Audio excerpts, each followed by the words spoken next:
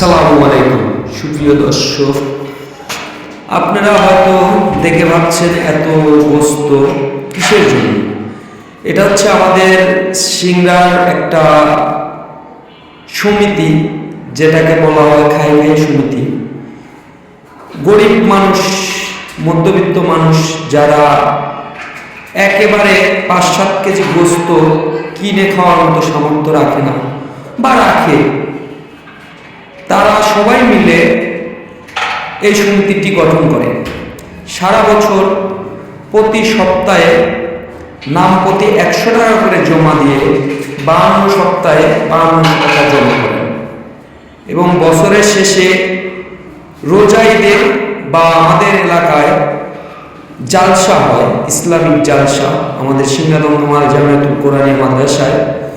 এই জালসার সময় আত্মীয় স্বজন মেহমান অনেক আসে বাড়িতে, তখন তারা এই সম্পূর্ণ টাকা দিয়ে একটা গরু বা মহিষ কিনে নিয়েছে সেটা জবাই করে তারা সমানভাবে গোস্ত ভাগ করে নেন।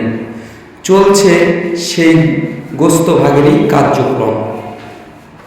আসলে এটা একটা ভালো উদ্যোগ, কারণ আমাদের এলাকার ম্যাক্সিমাম মানুষই মধ্যবিত্ত এবং গরিব, তাদের সামর্থ্য নাই একবারে 5-7 হাজার টাকার গোস্ত কিনে খাওয়ার।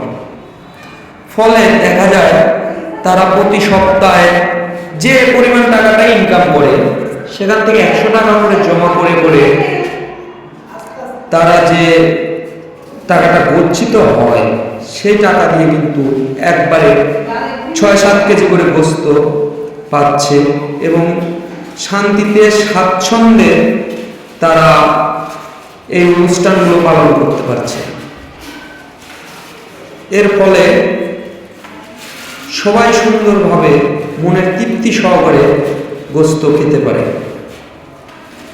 আমাদের এলাকায় প্রতিটি পাড়ায় পাড়ায় এরকম অনেক সমিতি আছে, তার মধ্যে দমদমা এই একটা সমিতি, যেখানে আজকেই 2টি মহিষ তারা জমি করে গোস্তর ভাগ করছে। তাদের মোটামুটি গোস্তের দাম পড়বে 660 টাকা কেজি। কত সুন্দর গোস্ত আপনারা দেখেন।